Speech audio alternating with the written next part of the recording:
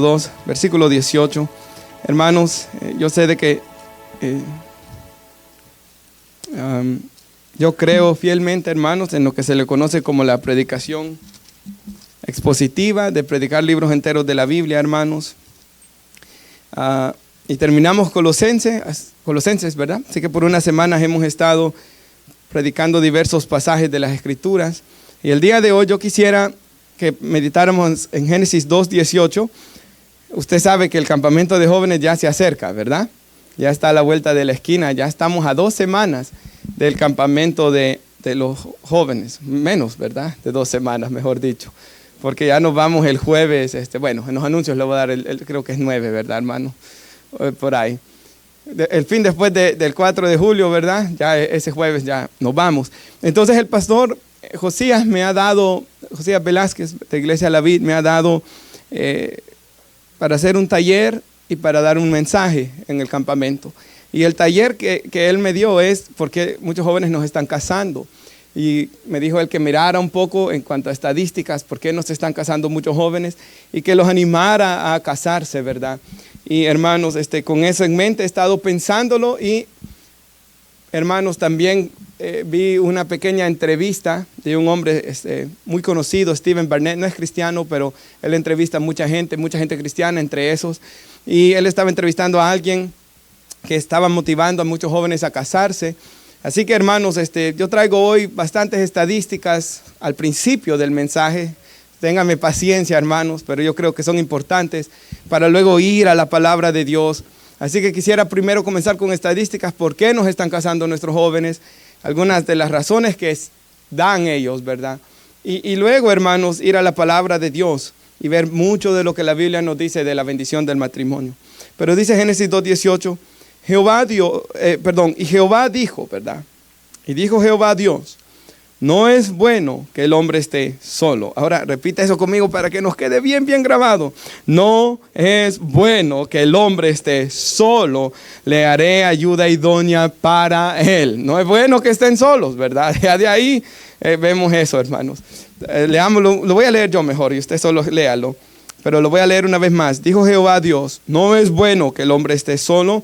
Le haré ayuda idónea para él. Bueno, ya oramos, ¿verdad, hermano? Puede sentarse, ya oramos. Ya quería orar otra vez, hermano. La semana pasada que cancelamos, ¿verdad?, la clase de nuevos miembros, yo venía a la oración, ¿verdad? Y yo estaba pensando de que si bien uno, pues me gusta, ¿verdad?, enseñar la palabra de Dios y es un privilegio, me gusta más orar, hermanos. Venía más contento con venir a la oración que si hubiera venido a dar la clase. Entonces vemos esa bendición que tenemos, ¿verdad?, de poder orar a nuestro Dios, hermanos. Pero bueno, este hombre Stephen Barnett, hermanos, yo quisiera dar algunas estadísticas de lo que él estaba diciendo. Él estaba entrevistando a otra persona y en esa entrevista, hermanos, dijo este hombre, yo no sé si esto es solamente aquí en Estados Unidos o si esto es, hermanos, en más países, porque el hombre es inglés, Stephen Barnett, y el que estaba entrevistando era estadounidense. No sé si es en Inglaterra o aquí en Estados Unidos, pero por primera vez desde que se tiene registro, dijo este hombre, el 50.1% de las mujeres mayores de 30 años no tienen hijos. O sea, siempre las mujeres antes de llegar a los 30 años ya tenían por lo menos un hijo. Pero el 50.1% por primera vez ya está pasando hacia que la mayoría de mujeres están llegando a los 30 años sin tener hijos. Ahora sabemos, hermanos, en la misma Biblia, ¿verdad?, de que hay mujeres que naturalmente no pueden tener hijos, ¿verdad? Y la historia bíblica, Dios se glorifica en la vida de Sara, en la vida de Rebeca, en la vida de Raquel. Dentro de la familia de los patriarcas vemos esas 3 mujeres, hermanos, que no podían tener hijos. Y eventualmente Dios las bendijo, ¿verdad? Ahora, este hombre en esa entrevista dijo de que un estudio de Morgan Stanley dice que para el 2040, oiga, nuevamente, no sé cuál de los 2 países era, pero para el 2040, el 45%, y yo creo que es Estados Unidos, el 45% de las mujeres entre las edades de 25 a 45 años estarán solteras y sin hijos. O sea, esto es bien peligroso, ¿verdad? Ahora, la Biblia dice claramente también, ¿verdad, hermanos? Quiero dejar esto establecido desde el principio, que hay personas de que Dios les ha dado un don de continencia, lo llama Pablo, ¿verdad? Dios les ha dado el poder estar solteros, ¿verdad? Y de por vida, hermanos. Y esa es una bendición para quien Dios se lo dé. Pero si la mayoría, la gran mayoría, yo creo de que no es bueno para nosotros estar solos, ¿verdad? La gran mayoría de nosotros siempre nos queríamos casar, ¿verdad? Siempre queríamos, hermanos, esto. Así que, pero imagínense eso, que para el 2040, el 45, casi la mitad de las mujeres entre las edades de 25 y 45 años van a estar solteras y sin hijos. Esto es preocupante. Ahora, en Japón, estaba viendo yo en otra entrevista, que en Japón se están comprando hoy más pañales para ancianos que para niños recién nacidos. Y usted ha posiblemente leído o escuchado del gran problema que está pasando en Japón en cuanto a la población y de la gran preocupación y que están tratando de animar, dando hasta bonos económicos, ¿verdad? La gente, qué bueno que eso pasara aquí, hermanos, para que tengan más hijos, ¿verdad? El gobierno está ahí, porque en Japón nuevamente se están comprando más pampers para ancianos que para recién nacidos. Ahora yo quiero concentrarme en dos países y la razón por la que escogí estos son porque son los dos países que yo más conozco, ¿verdad? Son los dos países donde tengo familia y son los dos países donde yo más, ¿verdad? He podido conocer a gente, ¿verdad? Porque viví en ambos y el primero es Estados Unidos, obviamente, donde más he vivido, ¿verdad? Y donde vivo, y el segundo es El Salvador. Y estaba viendo algo muy interesante. Y yo creo que lo que se da en El Salvador, creo que se da en Guatemala y posiblemente también en México y en los demás países, no estoy seguro de los hermanos de aquí de la iglesia, pero en El Salvador se estimaba, hermanos, que para el 2024 íbamos a llegar a ser 7 millones de personas, iban a llegar a ser, 7 millones de salvadoreños en el país, más los que estamos aquí y hay otro montón en España y por todo el mundo ya son más, pero 7 millones por lo menos en el país viviendo ahí, según los que iban a nacer para el 2024. Más se ve que hoy para el 2026, hoy hay menos de 6.3 millones de salvadoreños. Entonces, mientras El Salvador esperaba que la población para el 2024 iba a ser 7 millones, no solo no ha llegado, pero está en menos de 6.3, o sea, un poquito más de 6 millones está la población ahorita. Y estaba viendo, hermanos, que la tasa de fecundidad en el país, en El Salvador, ha descendido drásticamente para este 2006, ¿verdad? Los registros del país de la tasa de fertilidad baja, es la más baja, en casi 3 décadas, alcanzando el 1.7 de nacimientos por mujer, mientras antes había sido el 2.1. Cada mujer, o la mayoría de mujeres, algunas más, otras menos, obviamente, pero hermanos, la tasa de natalidad decía que era 2, por lo menos. Más o menos habían 2 niños por cada mujer según la población. Pero hoy hay 1.7. Ahora, en Estados Unidos estaba viendo yo que la tasa de fertilidad también bajó, también aquí era 2.1, mas hoy ha bajado entre las ciudadanas, ¿verdad? Estoy hablando, a 1.6. Entonces, dentro de los ciudadanos de esta nación, ha bajado a 1.6. Y yo me atrevo a decir, basado en lo que yo veo, esto yo no lo sé, pero creo de que el blanco es el que está teniendo menos hijos todavía, ¿verdad? Creo que es lo que yo veo, más que todo por mi trabajo también.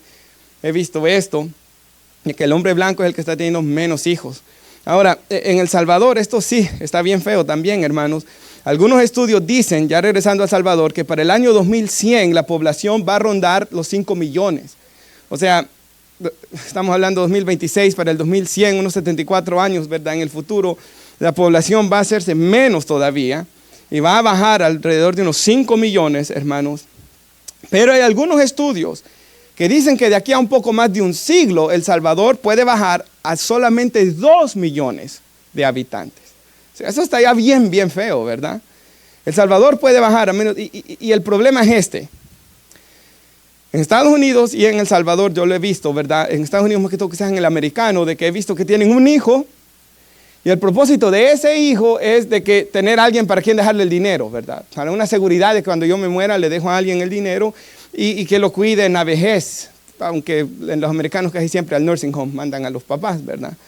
Y yo creo que en El Salvador también algo muy similar está pasando, ¿verdad? Yo creo que quizás muchos están teniendo, aunque sea un hijo, para que los cuide en la vejez, ¿verdad? Y sin lugar a dudas eso es muy cierto, hermanos, porque Yo lo veo en mis abuelos, ¿verdad? Mi abuela por parte de mi mamá tiene 84, 85 años.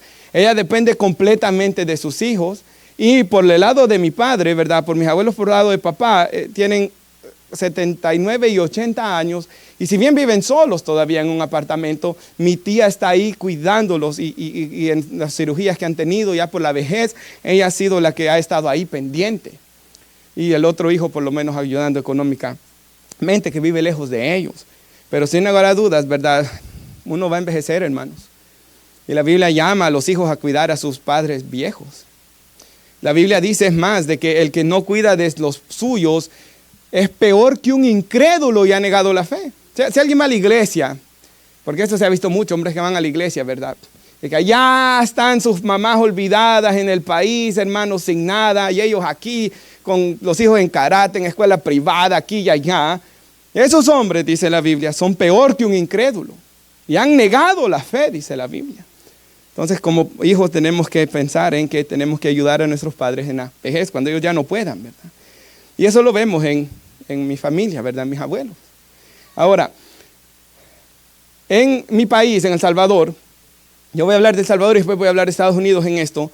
En El Salvador yo tengo familia en la capital, en San Salvador. Ahí fue ya donde yo nací, pero siempre teníamos familia en un pueblo que se llama Nueva Concepción. Hay algunos hermanos, no están aquí los hermanos de Nueva Concepción hoy, por cierto, pero hay 2 familias de allá. Y no están aquí en la iglesia hoy estas 2 familias, pero hermanos, en San Salvador es donde está la cosa peor. Porque en San Salvador tengo 4 primos, de 26 la menor a 34 años la mayor, 3 primas y un primo, y son 4, ¿verdad? 3 casados, solo la menor no está casada, 3 casados, y dentro de los casados solo tienen un hijo cada uno. Y ya 2 dijeron que ya no, 3, perdón, ya dijeron que no querían nada más. O sea, 3 hijos. Y ahí se pone a pensar usted, ¿verdad? Están ellos y su cónyuge, son 6 personas, y esas 6 personas solo ha nacido uno. Y ahí es donde vemos el problema. Y mi otra prima, la menor, no quiere tener hijos. Y esto es, hermanos, por lo difícil que es en el país, ¿verdad? Los gobiernos mismos han llevado al problema en el que estamos. Por culpa de los gobiernos es que nosotros vinimos a parar a este país, ¿verdad? Y hoy mire todo lo que está pasando aquí con nosotros, ¿verdad? Y nos ven feo aquí, pero fue por la corrupción de los presidentes, hermanos. Por eso hemos venido a parar aquí nosotros. Entonces, y nuestras familias allá dependen grandemente del dinero que de aquí se mandan. Por eso tienen casas y por eso viven mejor allá, ¿verdad? Por el dinero que usted manda, hermanos.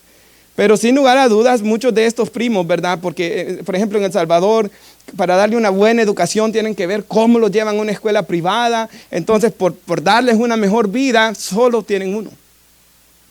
Y la población está reduciendo. Yo no estoy diciendo que eso sea bueno o malo, ¿verdad? Yo no estoy diciendo eso. Yo solo estoy diciendo, hermanos, lo que está pasando. Y las razones, ¿verdad? Ahora, otra cosa que yo vi es que muchos de mis familiares y de algunos amigos de la infancia que he logrado hablar con ellos, viven con sus padres allá. Entonces, este es un problema, hermanos, que estamos viendo. Ahora, en San Salvador, pero cuando yo voy al pueblo, ¿verdad? Donde tengo familiares en Nueva Concepción, ahí la cosa ha cambiado porque ahí mis familiares tienen dinero, hermanos. Tienen hotel, tienen balnearios, tienen, de repente cuando vamos allá me dicen, mira esa montaña que ya esa es mía, dice que ellos, ¿verdad? Y ellos sí, todos tuvieron 5 a 3 hijos y hoy esos hijos ya están en la universidad y posiblemente ellos iban a poder tener más, ¿verdad? Yo pienso que gran parte es por el problema económico, hermanos, de que nuestra gente allá no puede estar teniendo hijos, ¿verdad? Es un gran problema. Ahora, veamos Estados Unidos. Ya que vimos en El Salvador que esto de la población está reduciendo tremendamente. No sé en Guatemala, no sé en México, sus familiares, hermanos, cómo será. En Honduras, ¿verdad? Bueno, Perú no está hoy aquí, ¿verdad? Brasil, en República Dominicana y algún otro país se me habrá quedado, hermanos, de los que estamos hoy aquí, perdón. Pero yo creo que en nuestros países las cosas no están tan bien, ¿verdad? Económicamente. Ahora, en Estados Unidos, yo me puse a pensar, cuando estaba meditando en esto que el pastor Josías me dijo que preparara, me puse a pensar, hermanos, en todos mis amigos que fuimos a la escuela juntos. A todos mis amigos de la escuela y luego todos mis amigos en la iglesia que estuvimos dentro del ministerio de jóvenes. Y lastimosamente, hermanos, la mayoría de ellos gran parte de ellos están solos. Gran parte de ellos están solos. Por ejemplo, mis amigos más cercanos, y me puse a pensar en los 6 amigos más cercanos, de que cuando llegaba a la escuela, ¿verdad? Antes de ir a las clases nos reuníamos y hablábamos, y con los que a veces salíamos más a jugar, ¿verdad? Y mis 6 amigos más cercanos, de los 6, 4 están solos, pero nunca he sabido yo que hayan estado con alguien desde que salimos de la escuela, hace ya tantos años atrás. 4 solos, 1 he sabido que ha tenido novias, pero termina con ellas y pasa mucho tiempo solo. El otro vive sin casarse, y él tiene 2 hijos. Él vive sin casarse, solo vive en cohabitación, ¿verdad? Y solamente yo es el único que estoy casado, hermanos, de los 7 amigos más cercanos que éramos en la escuela. Yo soy el único casado, y que solo tengo 2 hijos también, igual que mi otro amigo. Ahora, cuando ya pienso en mis amigos más lejanos que tenía en la escuela, cuando yo me puse a pensar, casi todos estaban solteros, casi todos están solteros, hermanos. Jóvenes, bueno, ya no están jóvenes, ¿verdad? Hombres, mujeres que estuvieron ahí estudiando conmigo, están solteros. Y cuando me puse a pensar esto, sobre todo los del Medio Oriente, los de Pakistán, los de Marruecos, esos están más difícil la situación, hermanos. Solo tengo un amigo de Pakistán de que allá tuvo que ir a traer su esposa, pero estamos en un problema bien, bien grande. Ahora eso fue en la escuela. Después me puse a pensar en la iglesia. Y cuando me puse a pensar en la iglesia, ¿verdad? Tanto en Iglesia Emanuel de Brooklyn como en Iglesia Emanuel de Anápolis, que fue el instituto bíblico allá y que más compartí con todos estos jóvenes, hay bastantes solteros. Bastantes solteros. Ahora, por ejemplo, el Ministerio de Evangelismo, éramos 12 jóvenes que salíamos mucho, todos los domingos a evangelizar. Y me puse a pensar en los 12 que salíamos a evangelizar, solo habíamos 4 casados. O sea, eso es bien preocupante, ¿verdad, hermanos? De 12 solo habemos 4. Y usted puede pensar personas, ¿verdad?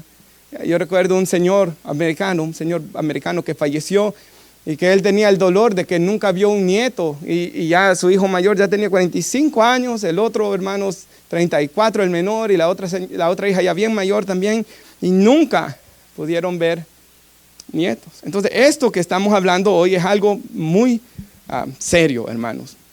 Ahora, The Institute of Family Studies dice, hermanos, ellos hicieron unas encuestas, y en las encuestas que ellos hicieron, el 93% de adultos menores de 35 años, o sea, de 18 a 35 años, el 93% de los encuestados dijeron que ellos querían casarse. Y en mi experiencia personal, en lo que yo he vivido, tanto como joven en la escuela, como joven en la iglesia, y ya como un hombre mayor en la iglesia, he visto, hermanos, de que la gran mayoría me dice que se quiere casar. Solo puedo pensar en una persona que me dijo que nunca se quería casar. Y solo he pensado en una persona que me ha dicho, otra diferente, ¿verdad?, de que no quería tener hijos. Pero aquí en la encuesta que hicieron, ¿verdad?, de Institute Family Studies, dijeron que el 86% de esos querían tener hijos. O sea, casarse 93, tener hijos aunque sea 86. Así que todavía la mayoría de personas quieren, ¿verdad, hermanos? Quieren tener hijos, quieren casarse, ¿verdad? Ahora, cuando me puse a buscar por qué la gente no se está casando, qué era lo que la gente decía de por qué no se casaban, ¿verdad?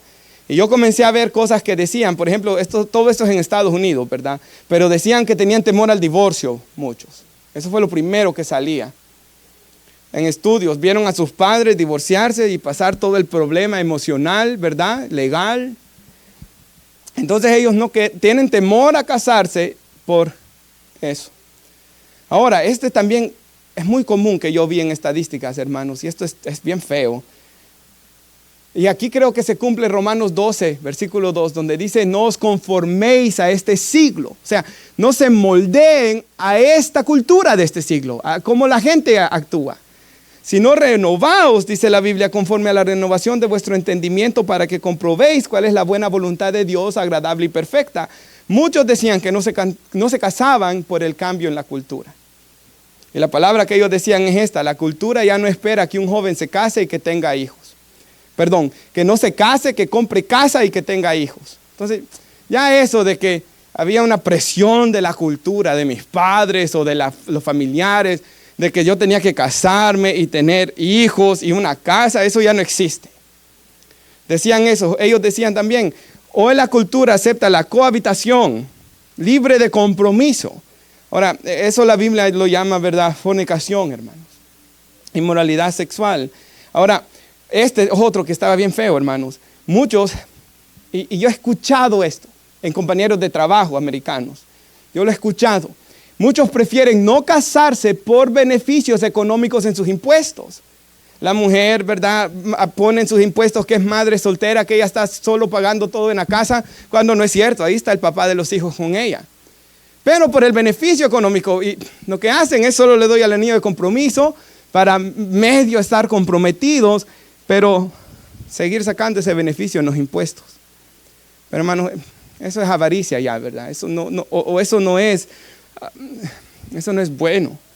Ahora, su hermano Marvin nos dio unas estadísticas, ¿verdad? Y yo las he corroborado que ciertamente, hermanos, en los lugares donde las personas solo están viviendo juntos sin casarse, en esos hogares hay más estadísticas, ¿verdad?, sobre violencia doméstica y sobre abuso de sustancias, drogas, alcohol. Eso es cierto, eso nadie lo niega. Pero Jordan Peterson, ¿verdad?, un hombre que no es cristiano, este hombre, por cierto, hermanos, o por lo menos no es creyente que de verdad, dice que cree en Dios él, pero no es un cristiano de verdad. Pero este hombre, Jordan Peterson, se hizo muy famoso, ¿verdad?, por sus charlas a los hombres y que ha llegado a muchas de las conclusiones que la Biblia misma llega, solo basado en el comportamiento de las personas. Pero él tiene una frase: si yo estoy con alguien, viviendo con alguien sin casarme, eventualmente lo que le estoy diciendo a esa persona, dice él, lo estoy citando, es: estoy contigo hasta que pueda hallar a alguien mejor, dice él. Y yo sé que quizás no es siempre esto así. Pero hermanos, si yo amo a la persona, ¿verdad?, yo creo que yo me quiero comprometer con ella. Ahora, otra razón que dijeron ellos es esto: para ellos la independencia es la prioridad. Oiga esto: quiero ser independiente sin tener que tomar decisiones con mi esposo. O sea, yo quiero hacer lo que yo quiera, no tener que ponerme de acuerdo con alguien. Yo quiero hacer lo que yo quiera, dijeron muchas mujeres. Y estas mujeres, esta parte es la independencia en las mujeres, que es la prioridad. Quiero enfocarme en mi carrera. Ahora, sabemos en los estudios mismos, ¿verdad?, que estos hombres que están hablando hoy en día, Jordan Peterson, todos estos hombres que son virales hoy en día, están diciendo de que las mujeres se enfocan tanto en su carrera y que después lo lamentan. Ya cuando están más mayores, lo lamentan. Porque no tuvieron familia o hijos, ¿verdad? Entonces, esto es algo terrible también, ¿verdad? Ahora, estas son las estadísticas que yo he encontrado. Pero ahora quiero hablar un poco de mi observación. Esto no tengo datos yo, sino es solamente mi observación de lo que he visto, aparte de las cosas que ya mencioné. Porque las cosas que he mencionado de estadísticas son ciertas, hermanos. Yo las he visto, ¿verdad? Pero ahora quiero hablar un poco de mi observación, de lo que he visto, por qué muchos jóvenes no se están casando. Y uno de esos es, he visto un problema para socializar que tienen muchas veces los jóvenes hoy. Algunos le echan la culpa a las redes sociales y a los teléfonos, pero, y es cierto. Yo he escuchado muchas personas que dicen de que fulano de tal, cuando yo era líder de los jóvenes, tal joven es uno para textear, ¿verdad?, por Instagram o en Messenger. Él es una persona ahí, pero cuando ya estamos en vivo y en directo es otro. Su personalidad es otra. Y eso es cierto. Problemas para socializar, problemas para hablar, ¿verdad? Y esto yo pienso que también ocurre por lo mal que han estado las familias. Los jóvenes crecen ahí llenos de inseguridad, llenos de prejuicios a veces, dañados sus corazones, y por eso tienen tanta falta de valor. Esto ocurre sin lugar a dudas. Ahora, otra cosa que yo he visto, este soy yo nuevamente, problemas para socializar yo los he visto, pero otra cosa es que se confían demasiado. Se creen que están tan jóvenes y comienzan a pasar los años y los años y los años. Y entre más pasan los años, la cosa a veces se vuelve más fuerte, más difícil, perdón. Otro problema que yo he visto entre los jóvenes es que a veces en la iglesia he visto este problema, demasiado gustosos. El problema, pienso yo, es de que como vemos tantas películas, ¿verdad?, y en Hollywood, y a veces que queremos casarnos, hermanos, con esa que sale ahí, que es, ¿verdad?, la protagonista de la película. Y quizás no se va a casar con la protagonista de la película, ¿verdad? Yo sé, hermanos, de que a veces hay hombres, ¿verdad?, de que se ganan la lotería, dicen por ahí, ¿verdad? Ocurre, pero no siempre, hermanos, no siempre. A veces John Piper lo dice de esta manera: a veces hay jóvenes, dice John Piper, que están tan enfocados en lo físico, en lo exterior, que no se fijan en el interior. Y a veces hay buenas jóvenes, humildes, trabajadoras, cristianas, que oran, buen testimonio. Y ahí pasan los años y los jóvenes de la iglesia dormidos, hermanos. ¿Sí o no? Díganme si no es verdad. Dormidos, idos, hermanos. Dan ganas de, ¿verdad? Darle un coscorrón santo, hermanos. Despierten, ¿verdad? No hay coscorrón santo, hermanos. Eso fue una broma. Pero da ganas de, Señor, sacúdelo, ¿verdad? Despierta a este hombre. Eso lo he visto, hermanos. Así que, un pequeño consejo extra. Esto no está en esta prédica quizá tanto, pero yo sé que a veces se pregunta cuál es una buena edad para casarse la gente, ¿verdad? Y, por ejemplo, yo creo de que cuando alguien le pregunta algo a uno tiene que ir a lo que dice la palabra de Dios, ¿verdad? Y mi respuesta, si alguien me pregunta a qué edad yo me debo casar, pues lo primero que yo podría decirle es Romanos 13, ¿verdad? Dios estableció las autoridades, las leyes, ¿verdad? El país donde vivimos da una mayoría de edad. Si usted ya es mayor de edad, ciertamente puede hacerlo, hermano. Porque si yo vengo a decir tal edad, ya sería legalismo, ¿verdad? Yo estoy imponiendo algo que Dios no impone. Así que ciertamente puede casarse cuando usted desee, si ya pasó de los 18 años, con quien usted desee. Ahora, ahí sí podría decir yo, en el Señor, ¿verdad? En el Señor, la Biblia dice no unirse en yugo desigual, que va a ser mi consejo siempre a cada joven.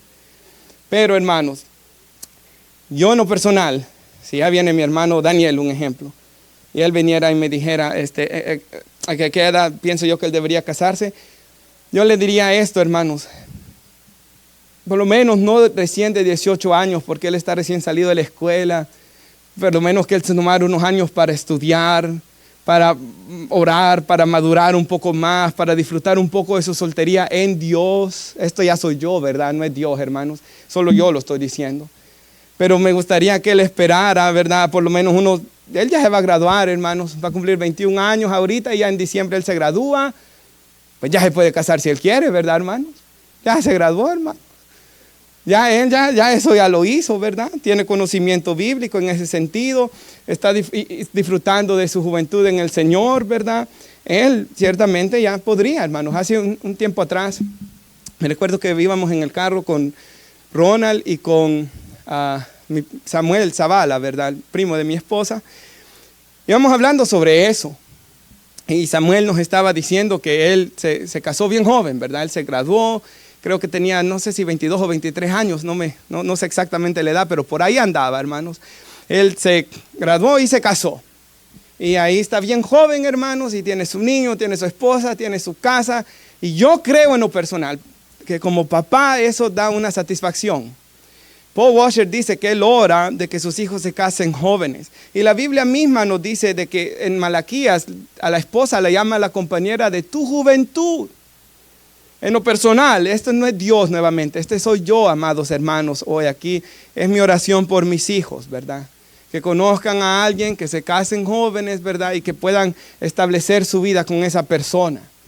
Ahora, mientras Samuel hablaba eso, ¿verdad? Y yo le decía a él, seguía yo hablando con él, y Ronald también, y Ronald dijo, ¿verdad? Eso es lo mejor, pero ciertamente llegamos a la conclusión ahí platicando que no todos tienen esa bendición también, ¿verdad? Y que el plan de Dios es diferente para cada quien también.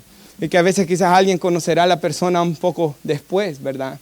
Y hermanos, y eso es cierto también. Así que hermanos, yo pienso de que para la edad de casarse, sí, a los 18 años ya puede, pero es bueno que mejor espere un poco. A estudiar, a prepararse, a disfrutar su juventud en Dios para luego hacerlo. Pero soy yo, no es el Señor, ¿verdad? Muy importante eso siempre. Ahora, otra cosa que yo estaba pensando en esto de casarse es nunca es tarde para casarse, hermanos, nunca. Cuando recuerdo que estaba hablando con, creo que es el pastor Marty Bennett, algunos de ustedes lo conocen, aquí hicimos un funeral de la iglesia de él, ¿se recuerdan? De una familia de Chile, yo estuve predicando esa vez a vela. El pastor Marty Bennett me dijo una vez, estábamos hablando con él, que ustedes saben de que le decimos que él es mi mejor amigo, ¿verdad? Hey, best friend, pero solo es una broma que tenemos entre los dos. Y yo le dije que iba a predicar en una boda, la boda de mi primo Ronald, ¿verdad? Con Giselle el año pasado. Y él me dijo, yo también voy a predicar en una boda de una hermana de 70 años, me dijo este fin de semana. Y está feliz que se va a casar. Y yo le dije, una viuda, le dije, no. Y él me dijo, no, primera vez, me dijo. A los 70 años. Nunca es tarde, hermanos, para tener una compañera, ¿verdad? un compañero de vida en ese sentido, hermanos. Sí, ahí entrarían algunos problemas, como que va a costar tener hijos a la mujer cuando ya llega a una cierta edad, ¿verdad? Eso ciertamente, hermanos, es de considerarlo también. Pero, hermanos, les dio algo de risa a algunos, ¿verdad? Pero, y sabe, Jordan Peterson dice algo también. Las palabras de este hombre vinieron a mi mente mucho mientras yo pensaba en esto, pero hay un video de Jordan Peterson donde él le preguntan que cuántos años tenía él cuando se casó, él abogando por el matrimonio, y él dijo, yo me casé a los 27 años, y mi esposa, la esposa de él tenía 28, dijo él. Yo tenía 27, dijo Jordan Peterson, mi esposa como 28. Pero nos conocimos desde, creo que kindergarten o desde primer grado. Y nos conocimos toda la vida. Y ya después fue que, ¿verdad? Comenzamos el romance ya un poco más grandes. Y después él dijo, me arrepiento de haberme casado cuando me casé, porque me hubiera gustado casarme con ella antes. Porque fueron años que perdí sin el amor de mi vida, dijo este hombre. Y esas palabras me tocaron, hermanos, ciertamente, porque es una bendición, ¿verdad? El matrimonio es una bendición, hermanos. Con la persona indicada acá está. Claro está, y aquí está un problema. Si bien la Biblia no es bueno que el hombre esté solo, es lo que Dios dice, el hombre del mundo muchas veces le da mala fama al matrimonio. Y usted sabe cómo trabaja el mundo. Cuando el mundo quiere hacer ver algo mal, comienzan narrativas, ¿verdad? Y hasta en los seres humanos comunes y corrientes, cuando yo quiero que alguien odie a tal persona, comienzo a hablar mal de tal persona, meter cizaña, meter envidia, meter veneno para que miren mal a aquella persona, ¿verdad? Los seres humanos así actúan. Entonces, cuando vemos en el matrimonio, el mundo y el diablo lo que han promovido es hablar mal del matrimonio. Para, hermanos, que las personas se desanimen en casarse. Yo me recuerdo cuando yo me iba a casar, compañeros del trabajo mayores diciéndome que qué estaba haciendo, que qué estaba pensando, que iba a arruinar mi vida. Hombres bien mayores, hermanos, diciéndome este tipo de cosas, ¿verdad?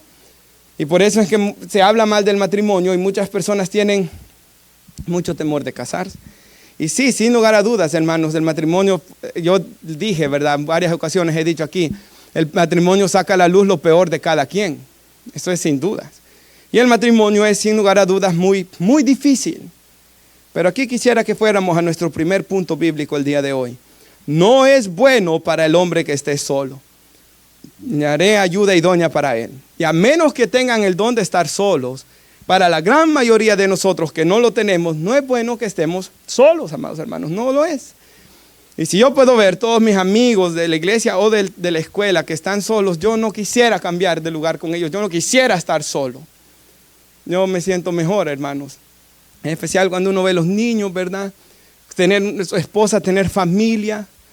El hermano Charles Stanley, cuando yo leí su biografía, hubo una parte de la biografía que me dejó terriblemente triste, ciertamente.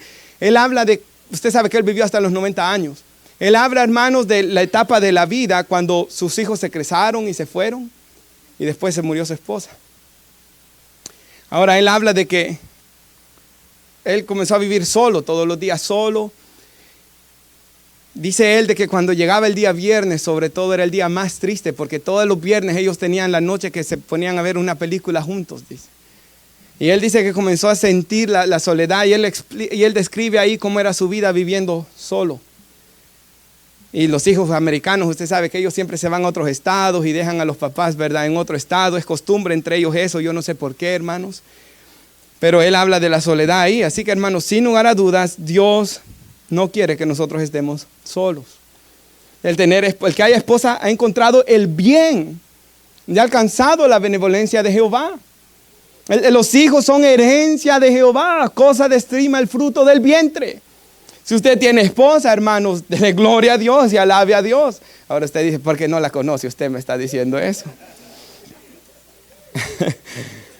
Pero dé gloria a Dios por sus hijos. Hermanos, y Dios conoce mi corazón en esto. Dios conoce mi corazón en esto. De verdad lo digo. Yo toda mi vida, desde que era joven, cuando era jovencito estoy hablando, 18, 19 años, que estaban esos jóvenes mayores en la iglesia, hasta el día de hoy yo siempre he orado por los jóvenes. Yo siempre he orado que ellos puedan hallar, ¿verdad?, su compañera de vida, que las jovencitas puedan hallar su compañero de vida y que se puedan amar y que puedan experimentar una familia. Siempre, siempre, siempre esa ha sido mi oración. Espero que esa sea su oración por los jóvenes y espero que esa sea su oración por los niños. que puedan encontrar el compañerismo. Y es que ciertamente si nos miramos nosotros como seres humanos, siempre anhelamos el compañerismo. Cuando uno iba a la escuela como un niño, uno quería a los amigos, ¿verdad?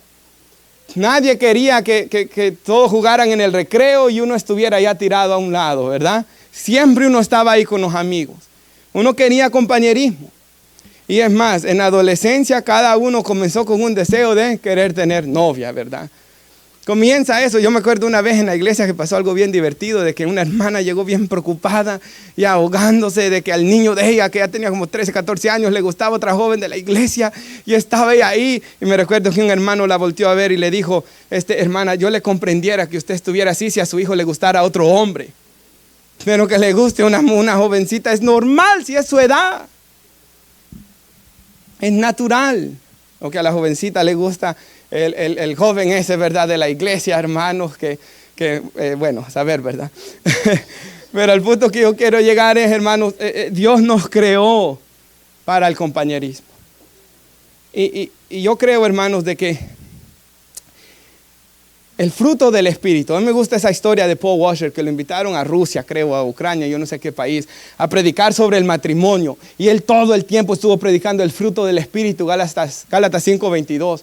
Y vinieron y le dijeron los hermanos, los pastores, Pastor Paul, lo invitamos a predicar del matrimonio, ¿por qué nos habla del fruto del Espíritu? Y él dijo, ¿qué más se puede necesitar en un matrimonio? Dijo Paul Washer, si no que demos el fruto del Espíritu. Si el esposo es lleno de amor, de gozo, de paz, de fidelidad, ¿cómo no va a querer la esposa estar casada con él y estar feliz, verdad? Entonces, para que nuestros matrimonios funcionen, tenemos que llenarnos del Espíritu Santo y dar el fruto del Espíritu. Ahí debe estar nuestro enfoque.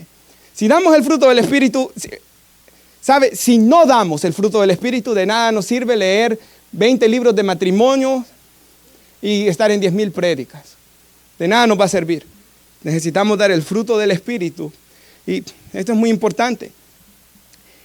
Si nuestros niños ven un matrimonio bonito, con sus problemas, todos tenemos una carne y una lucha contra el viejo hombre, pero un matrimonio donde se aman, donde dan el fruto del Espíritu, ellos van a querer casarse el día de mañana.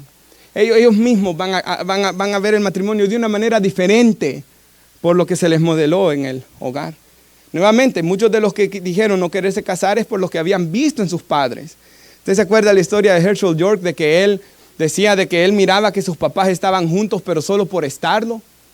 Y de que la mamá a veces le daba la comida al papá y le tiraba el plato ahí, ¿verdad? Y aquí está la comida. Y que solo se soportaban, pero no se amaban. Y que Herschel York dijo, yo no quiero tener eso cuando sea grande. Y dice que sus primeros 5 años de matrimonio fue exactamente lo mismo. Hasta que él oró y clamó y comenzaron a trabajar junto con su esposa en esto. Y Dios restauró su matrimonio. Ahora, en segundo lugar, ¿por qué a veces el matrimonio? En primer lugar dijimos, la Biblia nos dice que no es bueno que estemos solos. Pero en segundo lugar, ¿por qué a veces el matrimonio es tan difícil? O hasta feo. O hasta se puede convertir, hermanos, en algo que destruya completamente a una persona. Su corazón, su alma, su bienestar físico a veces, emocional. Y es por las obras de la carne, hermanos. Así de fácil es. Porque la naturaleza pecaminosa, dice la Biblia, que las obras de la carne son iras, contiendas, celos, adulterio, fornicación, borracheras, envidias. Todas estas cosas son lo que la carne produce. Y por eso la predicación del viernes que yo daba aquí, ¿verdad? Romanos 8:13, por medio del Espíritu debemos hacer morir las obras de la carne. Debemos estar en guerra con las obras de la carne. Yo quisiera dar una ilustración. Hermana que está usted aquí hoy, amada hermana, que su esposo viene a la iglesia. A las hermanas que sus esposos vienen a la iglesia. Usted tiene un esposo de que viene a la iglesia y está aquí los martes, los viernes y el domingo, digamos. Usted tiene un hombre de que tiene contacto constantemente con Dios, ¿verdad? Ora, lee la Biblia, en su casa quizá, viene a la iglesia, escucha las predicaciones. Todo el tiempo que este hombre está teniendo contacto con Dios, él está siendo confrontado con su pecado y el Espíritu Santo está limpiando su corazón. El Espíritu Santo está limpiando y limpiando y limpiando y limpiando su corazón. Y eso es una gran bendición. Porque eso va a ayudar a que su matrimonio se mantenga junto, hermana. Porque yo lo veo en mi propia vida. el estar constantemente teniendo contacto. Es más, Jesús dijo, santifícalos en tu verdad, tu palabra es verdad. ¿Cómo un hombre va a ser santificado? Por la palabra de Dios. Y el estar constantemente leyendo, siendo alimentado, siendo bendecido, siendo confrontado, siendo reprendido por la palabra de Dios, por la obra del Espíritu Santo, por las predicaciones que aquí se dan, que dan nuestros hermanos, eso me ha ayudado a mí grandemente a permanecer en el camino. Así que como personas, ese es mi segundo lugar, necesitamos al Espíritu Santo, hermanos. Necesitamos buscar de Dios. Necesitamos leer la Biblia porque nuestra carne es mala y la carne nunca se va a hacer más buena. Lo que dice Chuck Swindoll, ¿verdad? A los 80 años yo sigo luchando con mi carne. La carne nunca va a ser buena. Nunca va a querer a Dios porque dice la Biblia que está en enemistad contra Dios nuestra naturaleza pecaminosa. Por tanto, yo necesito hacer morir el pecado y limpiarme constantemente en la palabra. Es más, Efesios 5 dice que Dios lava a la iglesia. La lava y la purifica por el lavamiento que es según la palabra, dice Efesios 5. Dios lava, Dios limpia nuestras vidas por su palabra. Así que, hermana, yo oro que usted motive y anime a su esposo a venir a la iglesia y a congregarse y a leer su Biblia. Y si usted no lo tiene aquí, ore y clame y pídale al Señor y obedezca lo que dice Primera de Pedro 3, ¿verdad? Ahora, tercer punto que yo quiero tratar hoy. El matrimonio no fue creado para satisfacer plenamente mi corazón. Y eso es muy importante. Yo no debo de hacer de mi matrimonio un ídolo. Yo no debo hacer de mi esposa un ídolo. Yo no debo de hacer de mis hijos un ídolo. Porque, hermanos, el matrimonio no fue creado para satisfacer plenamente mi corazón. Y eso es muy importante. Y esto yo lo vi desde niño en mi país. Y lo he visto aquí. Hombres que andaban, ¿verdad?, supuestamente viviendo la vida del mundo. Salían a tomar con los amigos, de repente se sabía que tenían un hijo afuera y andaban haciendo todo tipo de pecado y tenían una esposa fiel y los hijos ahí sanos. Y a pesar de que tenían su esposa y sus hijos siempre con la cara de amargados, toda la vida. ¿Por qué? Por su pecado, por su propio pecado. Los hacía infelices, porque el pecado hace infeliz, hermanos. El pecado hace infeliz. Pero a pesar de tener esposas e hijos sanos, siempre ellos no eran felices. ¿Por qué? Porque el matrimonio no fue hecho para satisfacer plenamente mi corazón. Yo fui creado para adorar a Dios. Para eso fui creado. Es como que usted vaya a meter un carro a la bahía y que quiera que el carro ande como lancha. El carro no fue creado para andar como lancha. Se va a hundir. ¿Verdad? Sálgase del Bay Bridge y tírese ahí, hermano, se va a hundir. No fue creado para eso. Nosotros fuimos creados para adorar a Dios.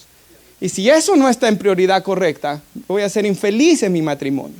Y voy a ser infeliz con mis hijos. Así que, hermanos, Paul Washer dice algo. No sirvas a Cristo porque quieres que te dé salud, porque quieres que te dé un buen matrimonio, porque quieres que tus hijos sean morales. No sirvas a Cristo por eso, porque entonces eres un idólatra, dice él. Le estás sirviendo por interés solamente. Sirve a Cristo porque Él es digno, dice Paul Washer. Y amén a eso, hermanos. Debemos servir a Dios porque Él es digno. Y en eso a mí me gustó que Dios me salvó joven, hermanos, porque yo no tenía esposa, yo no tenía hijos, yo no tenía nada. Así que no lo buscaba y Dios sabe, yo nunca lo busqué a Él porque quisiera algo de Él. Lo estaba buscando porque quería esposa, o porque quería un hijo, yo lo estaba buscando porque lo quería a Él, porque estaba en tinieblas y perdido y vacío, y lo encontré a Él. Él es el tesoro escondido, dice la Escritura. Él es la perla de gran precio, hermanos. Así que nunca debemos poner el matrimonio en el lugar de Dios. Y si puede poner nuestra mano en las pantallas, Eclesiastés, mire esto, hermanos, que está aquí en la Biblia. Esto es tremendo. Eclesiastés dice así, Eclesiastés 2:15. Entonces me dije, este es Salomón, recuerda, el rey Salomón. Como la suerte del necio, así también será la mía, dice él. ¿Para qué pues me aprovecha haber sido tan sabio? Dice él. Y me dije, también esto es vanidad. O sea, ¿de qué me sirvió ser tan sabio? Porque este es un hombre que no tiene propósito en la vida, que no tiene a Dios, ¿verdad? Porque no hay memoria duradera ni del sabio ni del necio, ya que todos serán olvidados en los días venideros. Como muere tanto el sabio, muere el necio. Y yo pensaba esto. Yo tengo recuerdos de una de mis bisabuelas. pero ya mis hijos no saben quién es ella. Y con mis hijos solo hay fotos con sus bisabuelos. Aquí están, por cierto, hoy 2 de ellos, ¿verdad? Pero ya después los hijos de mis hijos ya no van a saber nada de sus bisabuelos, nada. Eventualmente nadie se va a acordar de mí un día, es lo que está diciendo él aquí, ¿verdad? ¿De qué me sirve? Y entonces dice el 17, ¿lo tiene? ¿Lo ven ahí, hermanos? Aborrecí la vida, dice este hombre. No le lleva sentido.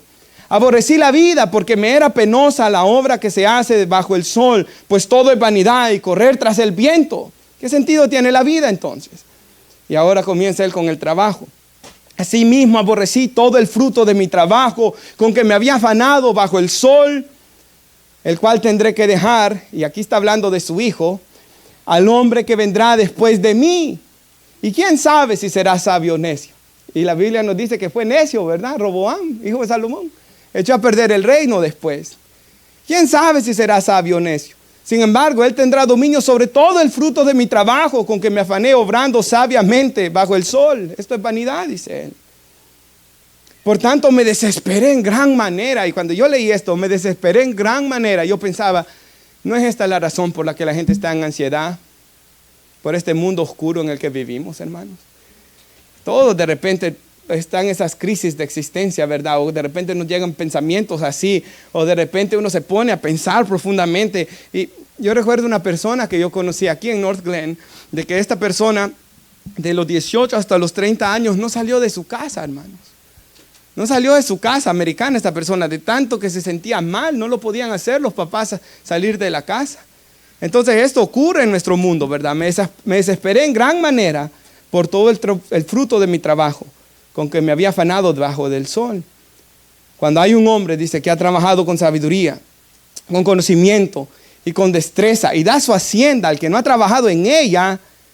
Imagínese que usted ha trabajado en un lugar, fue manager, se esforzó grandemente y después va a venir otro, que quizás ni le va a importar el lugar. O usted levantó un negocio y después va a venir otro, quizás no le va a importar ese lugar, ¿verdad? También esto es vanidad y un mal muy grande. Y dice después el 22, pues ¿qué recibe el hombre de todo su trabajo y del esfuerzo y de su corazón con que se afana bajo el sol? Porque durante todos los días, su tarea es dolorosa y penosa. Ni aún de noche descansa su corazón, dice él. También esto es vanidad. Y yo quiero poner esto en el matrimonio. Escúchenme en esto, por favor, amados hermanos. Si usted se siente así en la vida, insatisfecho, ¿para qué trabajo? ¿Para qué vivo? ¿Para qué? Y su matrimonio, la persona se siente igual. Y los dos comienzan a vivir en la vida sin sentido. Y el matrimonio, por natural, ¿verdad? La emoción se va a perder. Y usted, hermanos, comienzan quizás hasta hacerse frío el matrimonio, que es peligroso. Pero si su matrimonio se va haciendo frío y la vida se va haciendo así, del trabajo a la casa y no encuentra sentido, es ahí donde muchas veces se dan los pecados.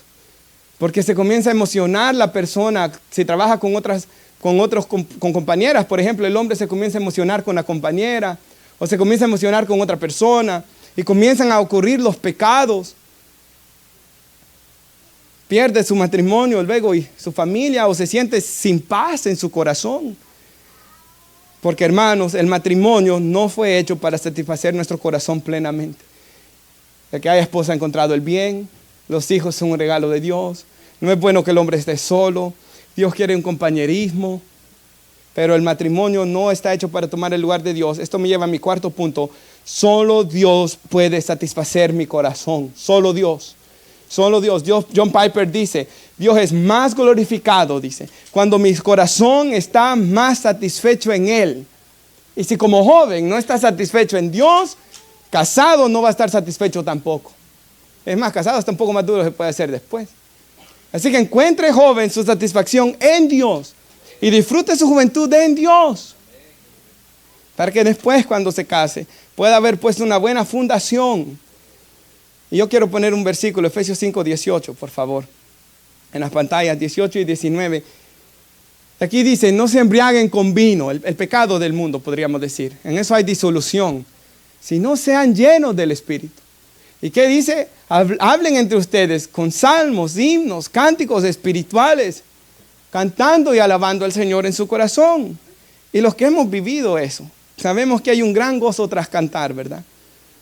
Me recuerdo cuando yo era un jovencito, que tenía, en aquel tiempo eran CDs y era un iPod, ¿verdad? Daba vuelta. Y yo tenía lleno de música. Pero cuando comencé a ir a la iglesia, comencé a bajar alabanzas, ¿verdad? O LimeWire, ¿se recuerdan de LimeWire? Que era pecado, por cierto, ¿verdad? Pero hermano, quemaba CDs, ¿verdad? O los bajaba en mi iPod y comencé a escuchar alabanzas. Y luego comencé a encontrar un gozo cuando iba cantando al trabajo, hermanos. Un gozo en escuchar la palabra de Dios. Un gozo, después cuando aprendí a tocar guitarra, lo básico, ¿verdad? Un gozo cuando cantaba. Hermanos, cantar es un medio de gracia, cantar alabanzas. Póngalas en su teléfono, cante y alabe al Señor. Y busque ser lleno del Espíritu de Dios, hermanos. No va a hallar mayor felicidad que eso. Si usted hasta el día de hoy se ha sentido un poco triste o lo que sea, que en este mundo ciertamente nos vamos a sentir así de tiempo en tiempo, busque llenarse de Dios. Yo quisiera poner el Salmo 90. Ya voy concluyendo casi, hermanos. Pero el Salmo 90, versículo 3, mire, comienza describiendo que algo similar a Eclesiastés. Esto fue Moisés. Comienza describiendo algo similar a Eclesiastés, pero de repente la oración cambia. Y mire lo que dice. Haces que el hombre vuelva a ser polvo, dice Moisés. Y dices, vuelvan hijos de los hombres, porque 1000 años ante tus ojos son como el día de ayer, que ya pasó, y como la vigilia de la noche. Tú los has barrido como torrente, son como un sueño, son como la hierba que por la mañana reverdece, por la mañana florece y reverdece, y al atardecer se marchita y se seca. Y así se siente el tiempo, ¿verdad, hermanos? Que se siente uno que ayer fue un niño, que ayer uno hizo algo, y hermanos, esto va tan rápido, ¿verdad, hermanos? Que es increíble. Y ahora dice, hermanos, vivimos en un mundo caído, ¿verdad? Somos consumidos por tu ira. Y por tu furor hemos sido conturbados. Has puesto nuestras iniquidades delante de ti, nuestros pecados secretos a la luz de tu presencia. Porque por tu furor han declinado todos nuestros días. Acabamos nuestros años como un suspiro, dice él. Los días de nuestra vida llegan a ser 70 años y en el caso de mayor vigor a 80 años, dice él. Con todo, dice, su orgullo, o sea, sus mejores años, es lo que da a entender otra traducción. Los mejores años de eso son solo trabajo y pesar, porque pronto pasamos y volamos. Y usted se preguntará, depende del trabajo que haga la gente. Hermanos, ustedes quizás vieron una foto donde ayer estaba yo comiendo con un grupo de pastores, ¿verdad? Hermanos, de repente el pastor que era el líder dijo, pongan sus peticiones. No, hombre, comenzaron ellos a hablar de todas las luchas que han pasado en la iglesia también, hermanos. Todos los trabajos son difíciles. No hay uno que sea fácil. Cuidar niños, las mujeres que han cuidado niños saben la lucha que es. Ir a trabajar bajo el sol. Todos los trabajos son duros, hermanos. Todos. Y luego pronto pasamos y volamos. ¿Quién conoce el poder de tu ira y tu furor conforme al temor que se debe a ti? Ahora el versículo 12. Me gusta. Enséñanos a contar de tal modo nuestros días que traigamos al corazón sabiduría. O sea, yo me ponía a pensar cuando yo oraba, porque yo estaba orando este salmo. Y dije yo, esto va con la predicación, pero cuando yo oraba este salmo, yo oraba otro versículo también, Colosenses 1:9. Escuche lo que dice. Pablo dice que desde el día que él se dio cuenta de la iglesia en Colosas, dice él, no cesamos de orar por ustedes y de pedir que sean llenos del conocimiento de la voluntad de Dios, en toda sabiduría e inteligencia espiritual, para que andéis como es digno del Señor, dice él.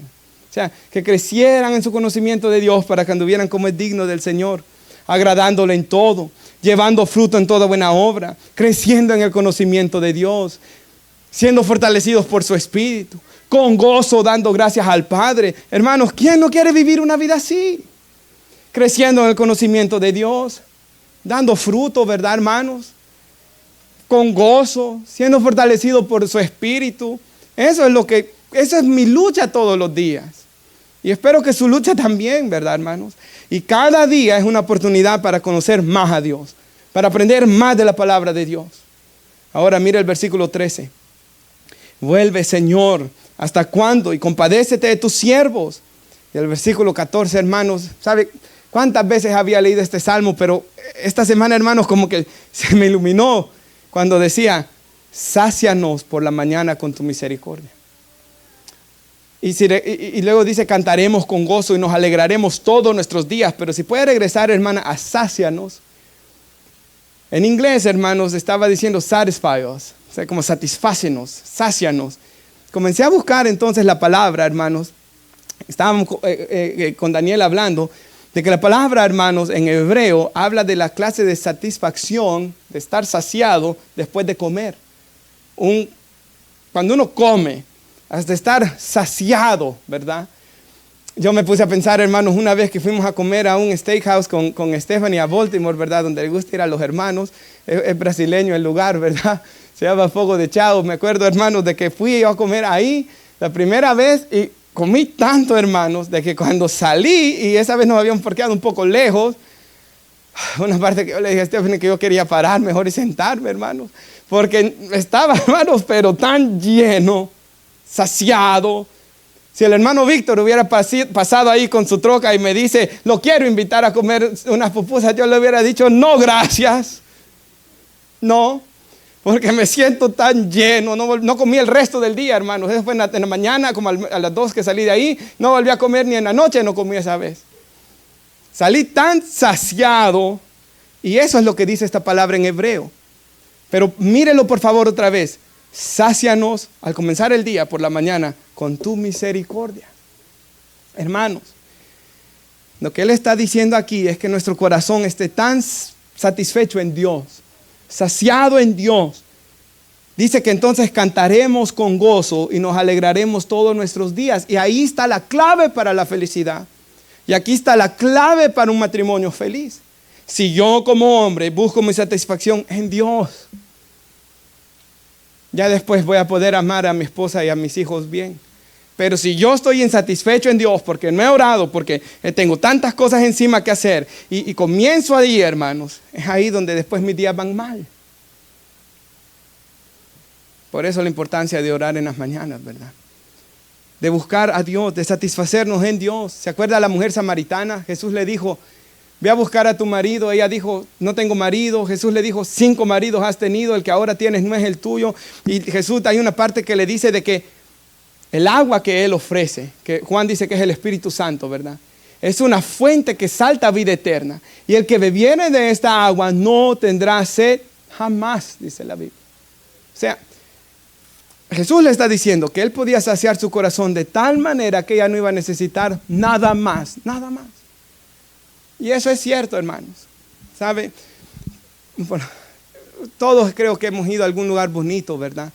Pero a veces uno puede ir hasta la playa y ahí ver gente amargada, ¿verdad? O hasta usted ha estado amargado en la playa quizás. Yo he estado amargado en la playa quizás.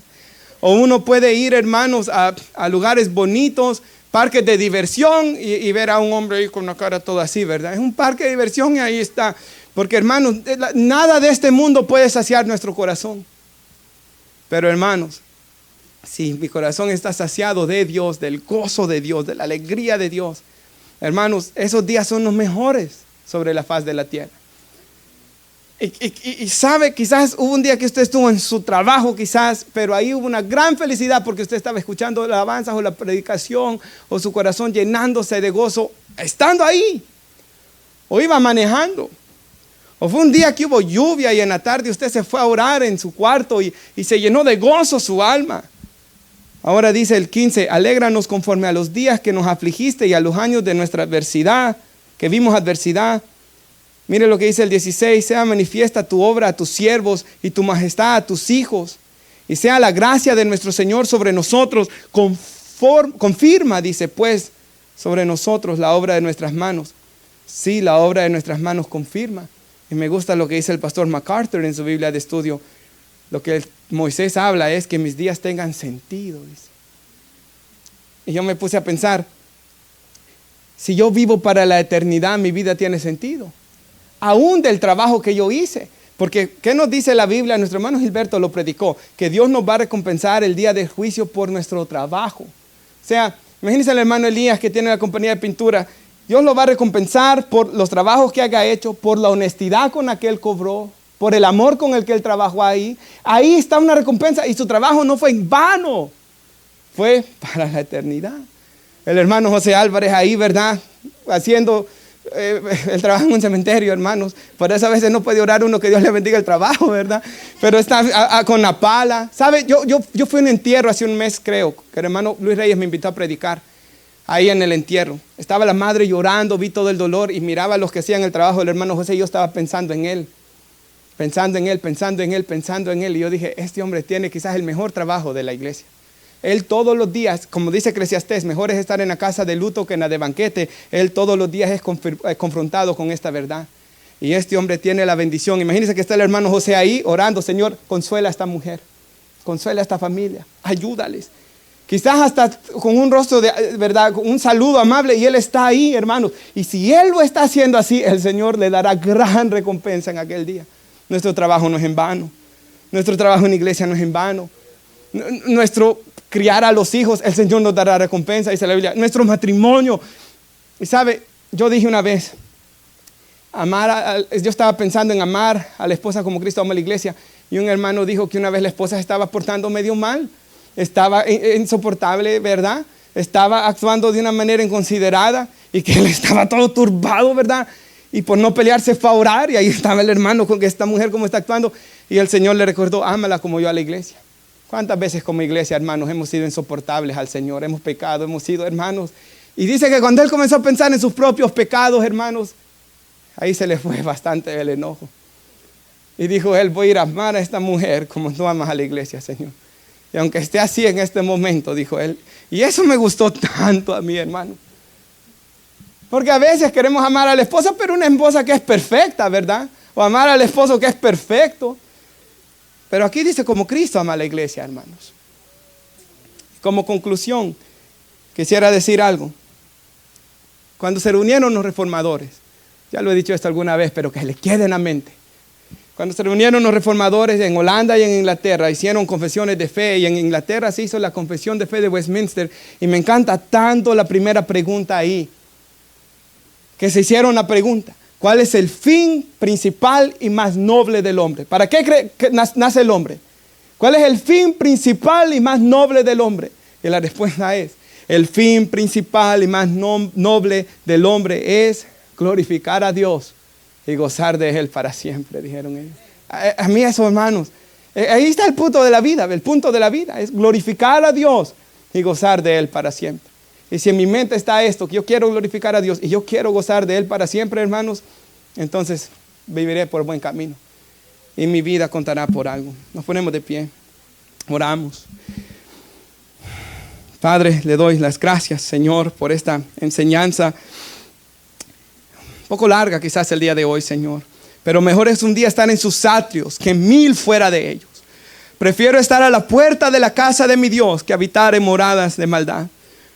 Porque aún el gorrión encuentra nido encuentra un lugar para hacer nido en tu casa, dice el Salmo, Señor.